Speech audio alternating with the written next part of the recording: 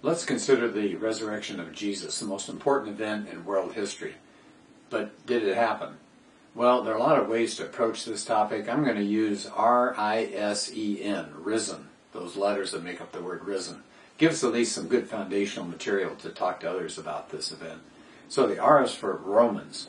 The Romans were pretty methodical people. If they wanted to put you to death, you were put to death. And so it happened under the rule of the Romans. Tacitus later in one of his histories refers to this event. And so we've got Romans who, their job was to carry out that death penalty. So nobody doubts that Jesus was really put to death. How about the I? And that's for the immediate proclamation. In other words, when Jesus died and rose again, right then the disciples said they saw him. They said there were appearances of Jesus, and they went out in that area and proclaimed the risen Lord to everybody.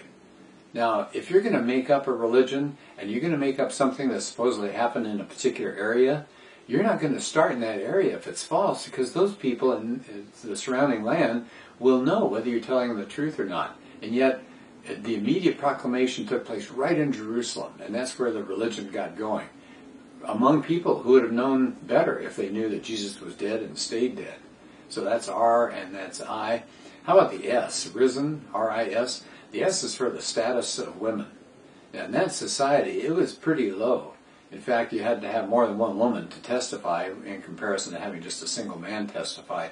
And yet, who is it that's said to be the first at the tomb? Who are the ones that stayed at the scene of the crucifixion? Women.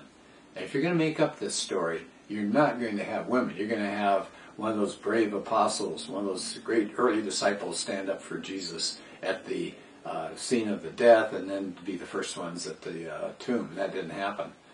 E is for the empty tomb, R-I-S-E, E for empty tomb. Again, historians don't deny this. They're in agreement. Yes, the tomb was empty. And of course, then the greatest explanation comes about, well, maybe the disciples stole the body. Does that make sense? And then they're going to go out and they're going to do these proclamations and get themselves put to death? That doesn't make any sense. Would the Jews have stolen the body? No, they would have produced the body if they'd done it to say, no, he's really dead. We were just messing with you. So R-I-S-E, and then the N is for new converts. So what I mean by that is, it didn't take long before people who were former skeptics, had no interest in Jesus, all of a sudden people like Paul and Jesus' brother, who thought he was crazy, James, convert. They had nothing to gain by converting. They're giving up prestige and authority positions, and they gave all that up to become early Christians. I think the N not only stands for the new converts, but the new rituals.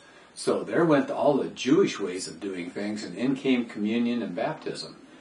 Why would you throw away your Jewishness unless you thought something brand new, something earth-shaking had taken place? So put these all together, R-I-S-E-N. Maybe that would be a good way for us to remember and to be able to argue about the reality of the most important thing that ever happened, and that's the resurrection of Jesus Christ.